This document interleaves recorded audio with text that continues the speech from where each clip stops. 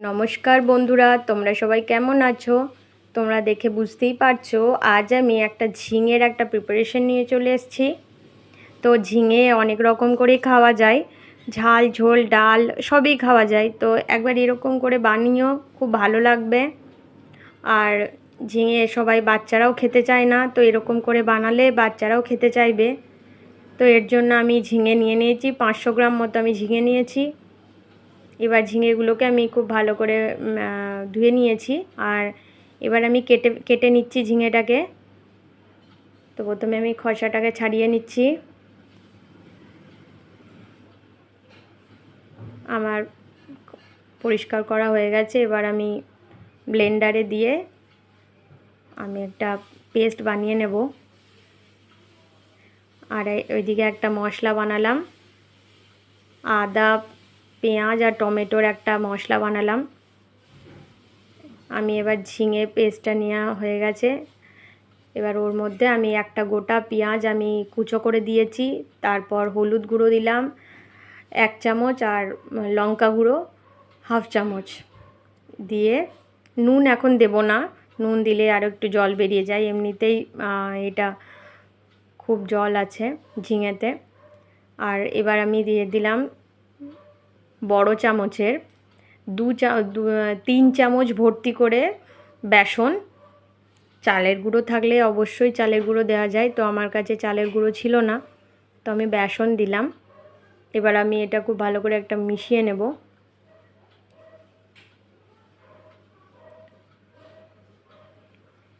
যদি যদি দেখেন যে এখনও খুব বেশি ব্যাটারটা জল জলে লাগছে, তো আরও একটু বেসন দেওয়া যেতে পারে।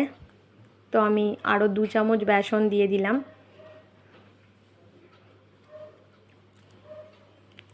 বেসনটা দেওয়ার পর খুব ভালো করে আমি এবার মিশিয়ে নিচ্ছি।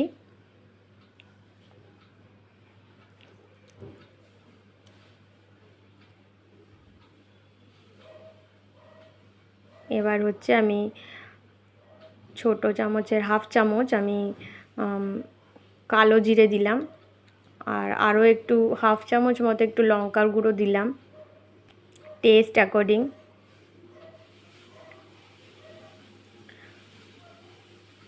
আচ্ছা, আমি বড়াটা ভাজার সময় ভাজার আগে আমি 1 চামচ মতো আমি নুন দিয়েছিলাম। এবার আমি এক এক করে বড়াগুলো ভেজে নেব।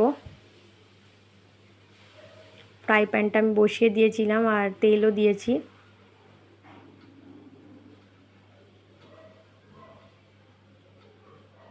তো আমি এক এক করে ভেজে নেব সব বড়াগুলোকে। এটা দেখতে যতটা মনে হচ্ছে যে ছড়ানো মতো, বাট এটা খুব টেস্টি।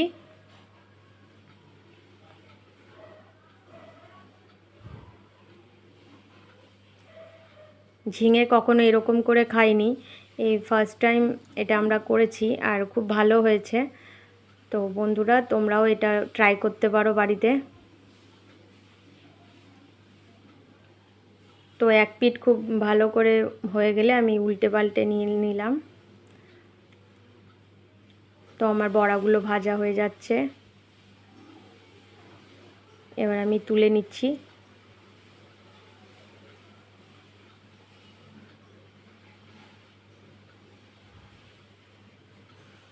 এবার আমি সব বড়াগুলো এক এক করে দিয়ে দেব।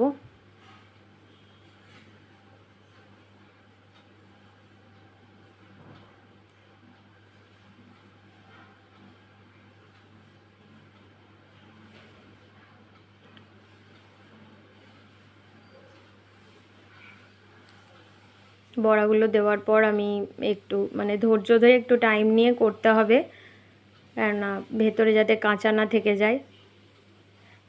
তো আমি এবার সব বড়াগুলোকে এবার তুলে দিচ্ছি, ওই উল্টে পাল্টে নিচ্ছি।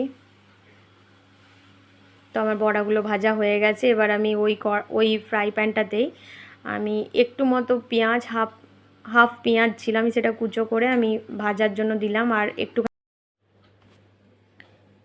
এবার আমি যে মশলাটা পেস্ট করেছিলাম আদা পেঁয়াজ আর টমেটো, তো আমি সেই পেস্টটা আমি দিয়ে দিলাম।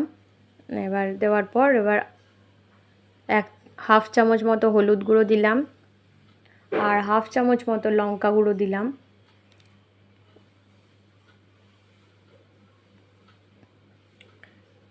এবার দেওয়ার পর আমি এবার মশলাটাকে একটু কষিয়ে নেব।